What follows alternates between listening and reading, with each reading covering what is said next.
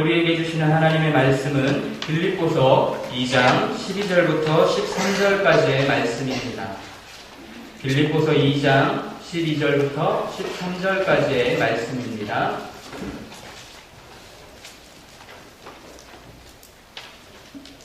빌립보서 2장 12절부터 13절까지의 말씀 다 함께 한 목소리로 합독하도록 하겠습니다.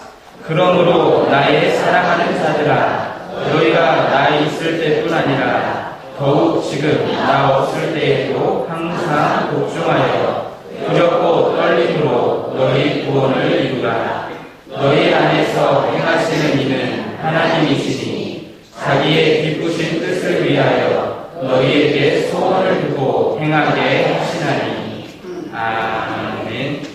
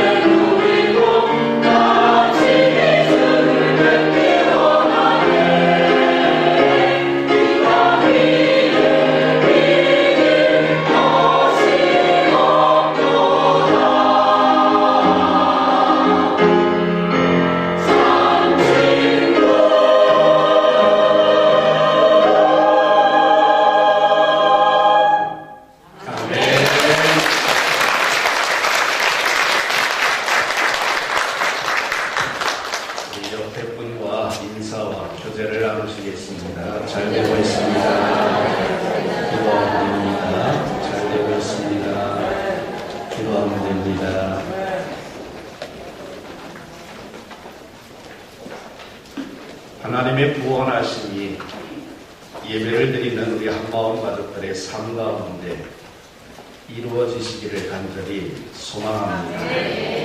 우리 예수 그리스도의 십자가 보혈의 구원의 은총이 이 한 주간도 여러분들과 여러분들이 걸어갈 인생길 가운데 임하시기를 간절히 축원합니다. 예수님께서 2000년 전 이 세상에 오신 이유는 바로 나를, 우리들을 구원하시기 위한 위대한 사랑이셨습니다. 그리고 그 구원의 대역사는 이미 이 십자가 위에서 다 이루어졌습니다.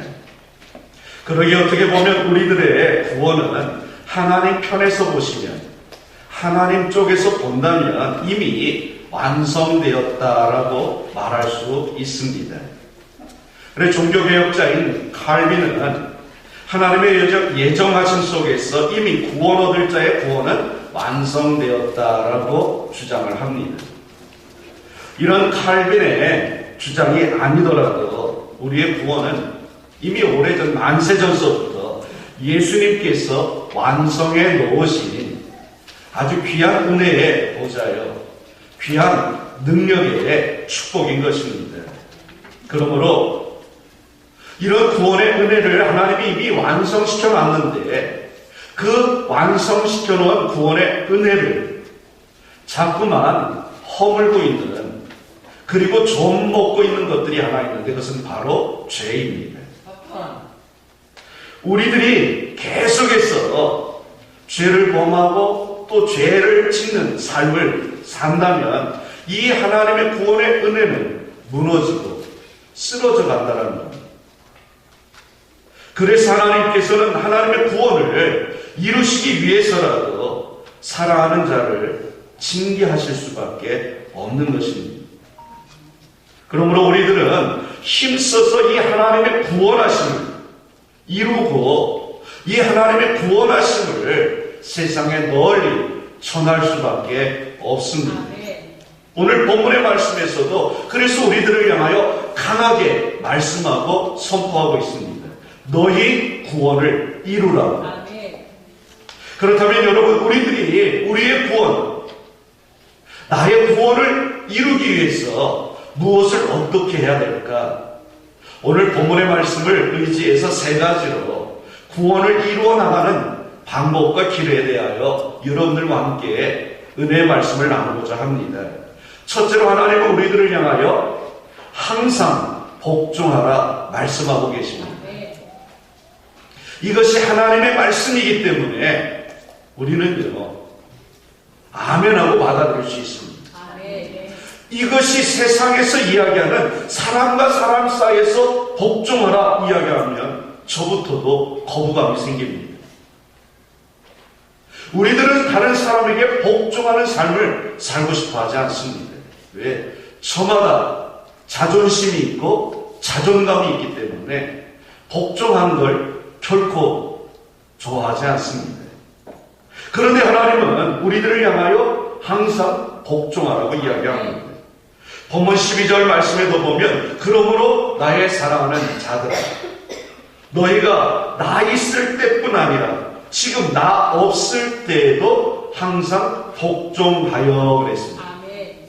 바울이 있을 때든 바울이 없을 때든 하나님의 구원하심을 완성하기 위해서 복종하라는 이야기입니다. 우리들에게 가장 필요한 것 중에 하나가 바로 하나님 앞에서 복종하는 삶입니다. 하나님 뜻 앞에 우리가 복종하고 하나님의 섭리 가운데 우리가 복종합니다. 내 뜻과 내 자존심을 겸허히 겸손한 자세로 하나님 앞에 내려놓고 오직 우리 주님의 선하시고 온전하신 뜻을 이루어서 그리스도 예수의 장성한 분량에 이르기까지 나의 믿음, 우리의 믿음이 자라나도록 만드는 것. 이것이 바로 우리가 구원을 이루는 삶을 사는 길입니다. 여러분, 하나님 앞에 복종하는 것은요, 기쁜 마음으로 우리가 할 수 있습니다. 왜? 하나님이 아니면 내가 이 세상에 올 수 없었고, 하나님의 은혜가 아니라면 지금까지, 여기까지 내가 견뎌낼 수 없었기 때문에 우리는 그 하나님 앞에 복종할 수 있는 겁니다. 사무엘상 15장 말씀에도 그래서 하나님이 이렇게 말씀하고 계십니다. 순종이 제사보다 낫다. 이 순종이 제사보다 낫다라는 말이 생성되고 들려지기까지 그 배경은 이렇게 됩니다. 하나님께서는 사무엘 선지자를 통해서 사울왕에게 하나님의 메시지를 분명하게 전했습니다. 이스라엘이라고 하는 나라의 초대 임금은 사울입니다. 그런데 사울이 왕으로 있을 때 아말렉이라는 나라가 군대를 이끌고 와서 전쟁이 벌어졌습니다. 사울왕도 이스라엘 군대를 이끌고 아말렉과 전쟁터를 이제 나가야 됩니다. 그 순간 하나님께서 선지자 사무엘을 통해서 사울왕에게 하나님의 뜻을 전달합니다. 사울아 사울아, 내가 아말렉과의 전쟁에서 반드시 승리하고 이길 것이다. 내가 너를 도와줄 것이기 때문에. 그러면 너는 아말렉의 왕을 비롯해서 아말렉에 있는 모든 짐승들은 다 죽이라고 했습니다. 멸종시키라고 했습니다. 이러한 명령을 받고 사울이 전쟁터에 나갑니다. 아말렉과의 전쟁에서 하나님의 은혜로 아말렉을 물리치고 전쟁에서 승리하고 아말렉의 왕을 붙잡았습니다. 사로잡았습니다. 그러면 하나님 말씀대로 죽여야 됩니다. 그런데 하나님의 명령을 어기고 불순종하고 아말렉의 왕을 사로잡아서 끌고 옵니다. 그리고 모든 사람들이 보는 앞에서 아말렉 왕을 무릎 꿇려서 엎드리게 만들고 얼굴을 땅에 대게 만들고 그 아말렉의 왕의 머리를 사울왕이 밟았습니다.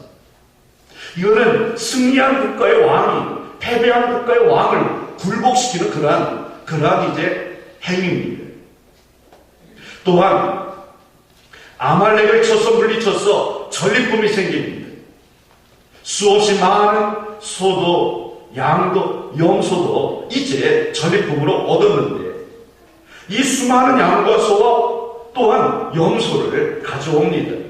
하나님 분명히 다 죽이라고 했는데 그 모습을 보고 사무엘 선지자가 사울 왕에게 물었습니다. 왕이요, 왕께서는 어떻게 아말렉 왕을 죽이지 않고 사로잡아 갖고 오고 또 이 많은 양떼와 소떼와 염소떼는 무엇입니까? 라고 물었습니다. 그러자 사울은요 이렇게 변명 아닌 변명을 합니다. 하나님께, 여호와 전능하신 하나님께 이 전쟁에서 승리하게 만들어주신 그 하나님 앞에 제사드리기 위하여 내가 이 짐승들을 죽이지 않고 데리고 왔다고. 그러자 사무엘 선지자는 하나님의 말씀을 다시 전합니다. 하나님께서는 제사보다 말씀에 순종하는 것을 더 기뻐하신다. 왕이 지금 하나님의 말씀을 버렸으므로 하나님께서도 왕을 버리신다고 말씀하십니다. 이렇게 해서 사울 왕은 하나님 앞에서 버림을 받습니다. 그리고 비참한 최후를 맞습니다. 이스라엘의 왕가를 사울이라는 사람이 열었지만 사울의 왕권은 사울 당대에 그래서 끝나고 맙니다. 순종이 제사보다 낫다. 이 이야기는 복종하는 삶이 우리가 하나님 앞에 예배드리는 것보다 낫다라는 이야기입니다. 예배를 드리면서 말씀에 불순종하는 것보다는 말씀에 순종하면서 예배드리는 것이 옳다는 이야기입니다. 그래 로마서 5장 19절 말씀에 보면 예수님께서 이렇게 말씀하십니다. 아담 한 사람의 범죄함으로 말미암아 이 세상에 죄가 들어왔고 그 죄로 말미암아 사망이 인류에게 생겼다. 그러나 예수 그리스도 우리의 구세주에 순종하심으로 말미암아 온 세상의 모든 죄인들이 구원을 받게 되었다는 것. 그러므로 순종은 다른 것이 아닙니다. 하나님께서 내게 임하시도록 나의 마음 문을 활짝 열어드리는 것이 바로 순종입니다. 복종의 삶이란 뭐냐? 우리들의 삶 가운데 나의 인생길 가운데 하나님께서 들어오셔서 일하시도록 문을 열어놓는 것이 바로 복종이라는 이야기입니다. 이처럼 나의 복종을 통해 하나님께서는 오늘도 구원의 역사를 이루어 가고 계신 것입니다. 그러기에 아무리 힘들고 어려운 일이라 할지라도 우리들은 하나님의 말씀에 순종하고 복종해야 될 줄로 믿습니다. 예수님은요 아무리 힘들고 어려운 일에도요 순종하고 복종하셨습니다. 누가복음 22장 42절에도 보면 예수님께서 겟세마네 동산에 오르셔서 땀방울이 핏방울이 되도록 기도하실 때 이렇게 기도하셨습니다. 아버지여, 만일 아버지의 뜻이거든 이 잔을 이 십자가의 잔을 내게서 옮겨주십시오. 그러나 나의 원대로 마시고 아버지의 원대로 아버지의 뜻대로 되기를 원합니다. 예수님께서는 십자가의 죽음까지도 하나님 앞에 순종하셨고 복종하신 것입니다. 십자가는 사람이 겪는 고통 중에 더 이상 이 무엇보다 더 큰 고통이 없다고 하는 형벌이 바로 십자가형입니다. 인류가 발견해낸 그 모진 고문 고통 가운데 가장 극심한 것이 바로 십자가형이라고 이야기를 합니다.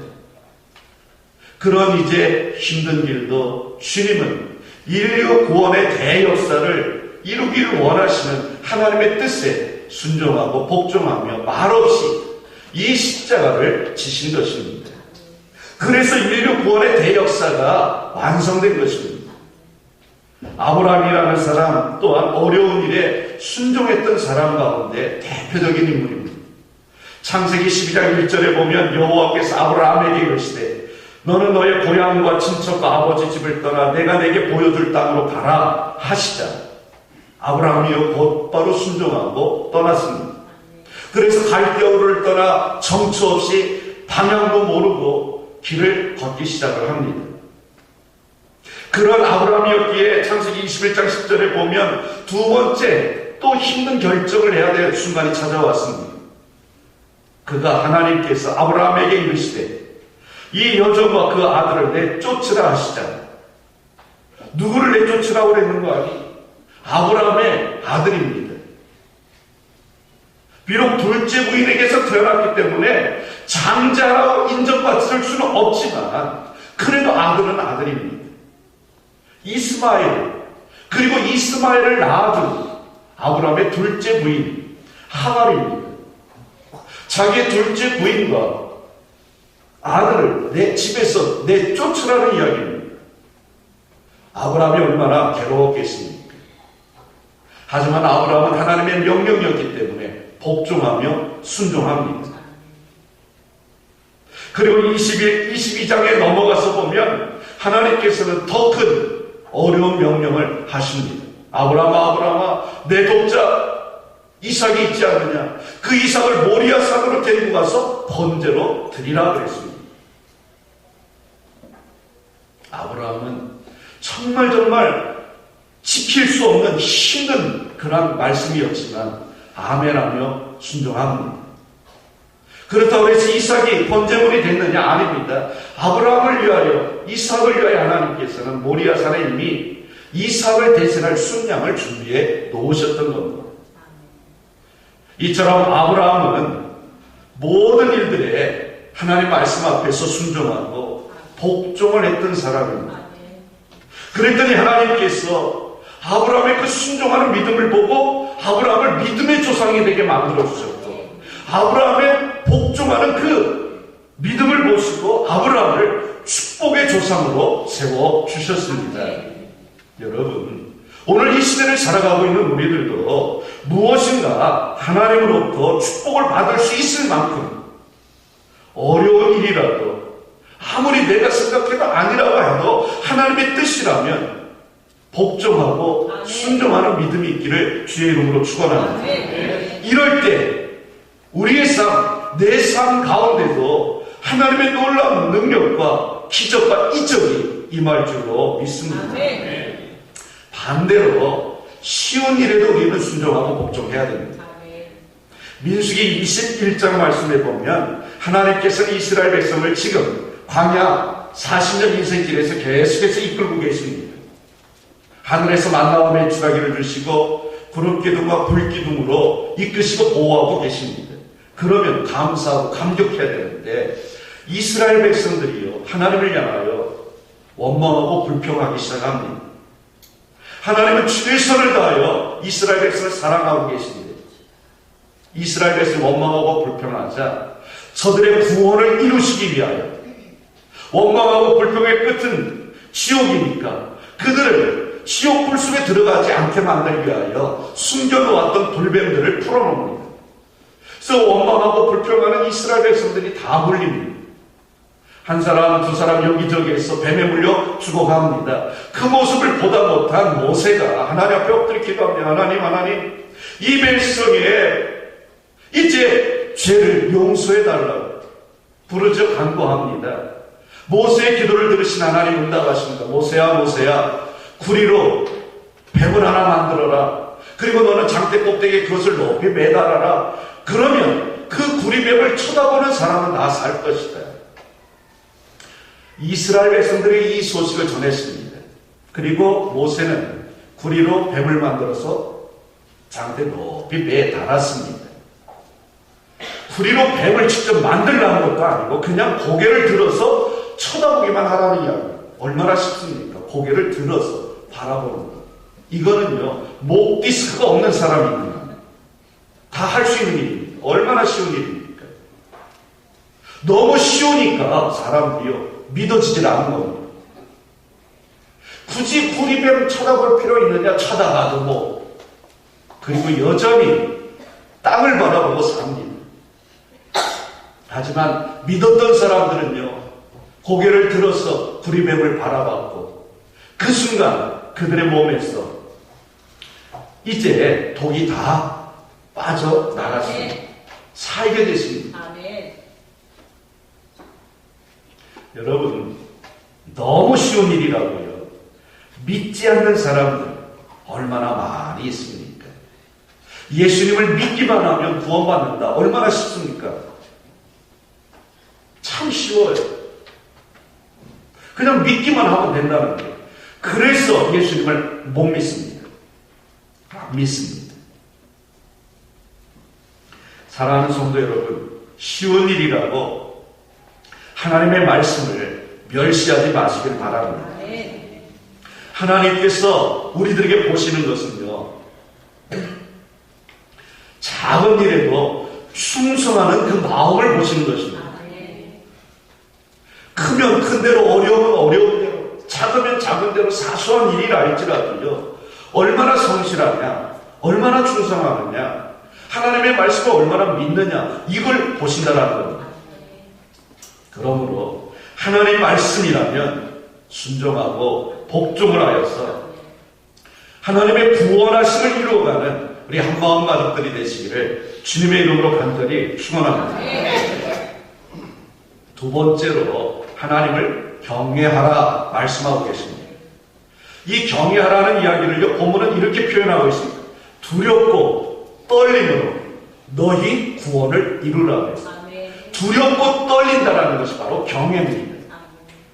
경외라는 한문을요, 풀어놓으면 두렵고 떨리는 겁니다. 하나님의 말씀을 들을 때 두렵고 떨리는 마음이 생기면은요, 그 말씀을요, 자연스럽게 지킬 수밖에 없습니다. 저도 군 생활을 했고, 이제 우리 남성계분들, 청장년들이요, 대부분 다 군 생활을 했습니다. 군에 입대했어요. 상사들의 명령에 왜 그렇게 죽기 살기로 복종할까요? 누가 달리고 싶어서요, 저 연병장 끝까지 갔다 올까요? 오리걸음 시키면 땀 뻘뻘 흘려면서 입에서는 김씨, 박씨가 아닌 이씨가 나오는데, 그러면서도 오리걸음을 왜 할까요?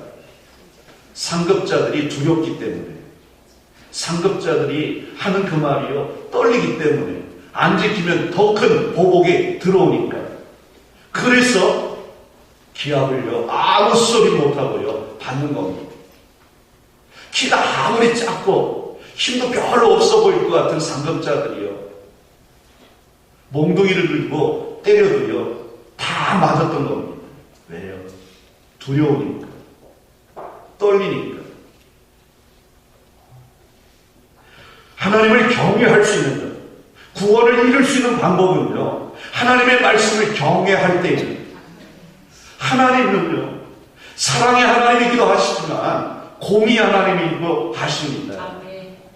죄를 진 거에 대해서는요, 용서하십니다. 그러나 묻고 용서하십니다. 아멘. 그냥 용서하시는 게 아니라 물은 다음에 용서하신다는 이야기입니다. 여러분, 호랑이는요, 맹수 중에 맹수, 산속의 제왕 하면 호랑이 아닙니까? 근데 호랑이는요, 공연히 눈을 감고요, 조는 일이 없다고 합니다. 사자들, 초원의 왕인 사자들은 잘 때도 꼬리는 계속해서 흔든다고 합니다. 백수의 왕인 범도, 초원의 왕인 사자들, 자기들 후에 포식자가 없는 이 사나운 맹수들도요, 경계를 풀지 않는다라는 이야기입니다. 그렇다면 우리 인간은 어찌 해야 될까요? 사탄이 마치 오는 사자처럼 두루두루 다니면서 삼킬 자를 찾고 있는 이 험한 세상을 살아가고 있는 우리 그리스도인 성도들 또한 마찬가지입니다. 언제든지 우리는요, 근신하지 않으면 안 됩니다. 항상 깨어 기도하고 쉬지 말고 기도함으로 하나님을 경외해야 됩니다. 깨어 있어야 된다는 이야기입니다. 근신할 수 있어야 돼요. 왜? 하나님을 경외하기 때문에. 하나님을 두려워해서라도, 하나님을 무서워해서라도 우리는 근신할 수 있어야 됩니다. 한 번은 세계적인 석학들이 한 자리에 모였어요. 주제 하나를 놓고 토론을 했던 적이 있습니다. 사람의 덕성 중에 사람을 완벽하게 만들고 완전하게 만들어주기 위해서 가장 필요한 것이 뭐냐라는 겁니다. 무엇이 사람을 완전하게 만들어줄까? 그러자 어떤 사람은 정조다 그랬습니다. 또 어떤 학자는 아니다. 겸손한 사람이야말로 완벽하게 산다. 또 어떤 사람은 아니다. 공평합니다. 즉 공의다라고 주장을 했습니다. 이 학자 저 학자 대부분 이렇게들 주장을 합니다. 자기 학설에 따라서. 마지막에 성자 안토니오가 이렇게 이야기합니다. 여러분들의 주장, 여러분들의 대답 다 옳습니다. 하지만 여러분들의 대답들 중에 옳게 맞은 정답은 없습니다. 그리고 그 정답은 사람을 가장 완전하게 만들어줄 수 있는 것은 다른 것이 아니라 근신입니다. 그렇습니다. 근신함으로 내 마음을 관리하지 못하고 근신함이 나를 이끌지 않는다고 한다면 우리는요, 하나님을 기쁘시게도 못하고 다른 사람을 위하여 봉사하는 삶도 살 수 없습니다. 그리고 내 자신 스스로에게 유익된 삶을 살아갈 수 없습니다. 근신한다는 것이 뭐냐? 깨어있는 것입니다. 왜 우리는 근신하며 깨어있느냐? 하나님을 향한 경외하는 마음이 있기 때문에 그렇습니다. 하나님이 두렵고 떨리니까. 하나님의 말씀을 지금 내가 얼마나 잘 지키고 있지? 하나님 뜻대로 내가 얼마나 잘 순종하고 살고 있지? 늘 근신해서 깨어있어서 이것을 생각한다라는 이야기입니다. 그래야 우리는 구원을 이룰 수 있습니다. 그냥 이루어지는 것이 아닙니다. 구원을 이루기 위해서 우리는요, 하나님을 경외해야 됩니다. 근신해야 됩니다. 깨어있어야 됩니다.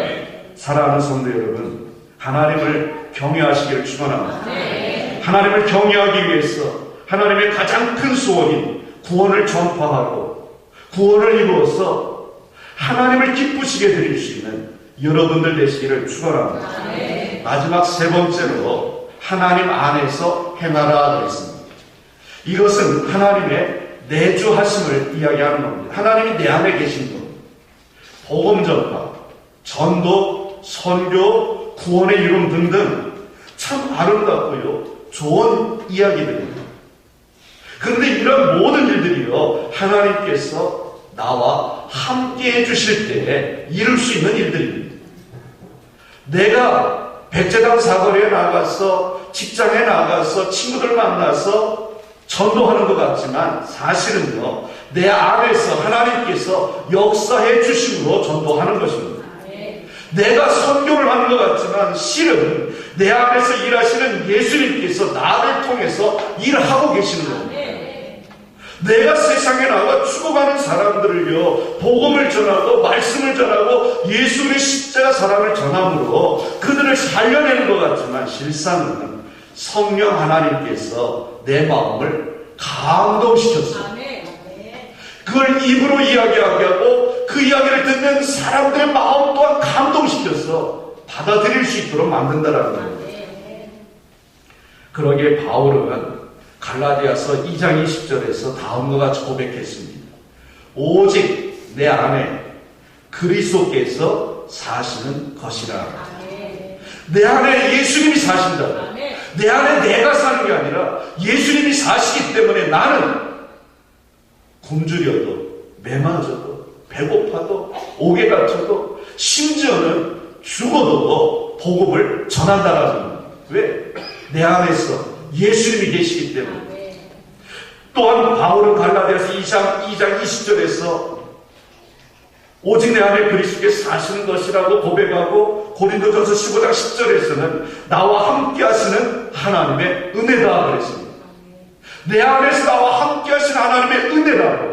내가 이렇게 복음을 전하고 하나님의 구원의 역사를 이룰 수 있는 것은 내 안에 나와 함께 하시며 나와 동행하시며 함께 일하고 계신 하나님의 은혜입니다. 여러분은 어떻습니까? 지금 하나님께서 내 안에 계십니까? 지금 예수 그리스도께서 나와 함께 일하고 계십니까? 성령 하나님께서 여러분들에게 성령의 각가지 은사를 부어주셔서 구원을 이루어가고 계십니까? 사랑하는 성도 여러분, 하나님께서 이 한 주간도 여러분들과 함께 해주시기를 축원합니다. 예수님께서 여러분들과 함께 하시며 복음을 전하도록 기회를 주시고 구원을 이루어 주실 줄로 믿습니다. 이 한 주간 구원을 이루며 죽어가는 영혼들을 한 사람 한 사람 한 신령 한 신령 살려내는 우리 한마음 가족들이 되시기를 간절히 축원합니다. 기도하겠습니다. 살아계신 하나님, 너희 구원을 이루라 말씀하고 계시며 하나님을 경외하는 마음으로 구원을 이루라 말씀하고 계십니다. 하나님을 두려워서요, 하나님 앞에서 떨리는 마음으로 하나님의 말씀을 듣게 하시고 그 말씀이 그런가요? 아멘 내가 믿나이다 고백하며 세상에 나아가 예수가 곧 그리스도임을 강력하게 전파하고 예수 그리스도의 복음의 메시지를 전하여 주므로 구원을 이루며 나가는 우리 모든 한마음 가족들이 되게 도와 주옵소서. 그래 베스트를 향하여 나아갈 때에 저들의 마음을 열려지게 하시고 저들 심령 속에 주님이 살아서 역사하여 주옵소서. 예수님 거룩하신 이름으로 기도 올리옵나이다. 아멘.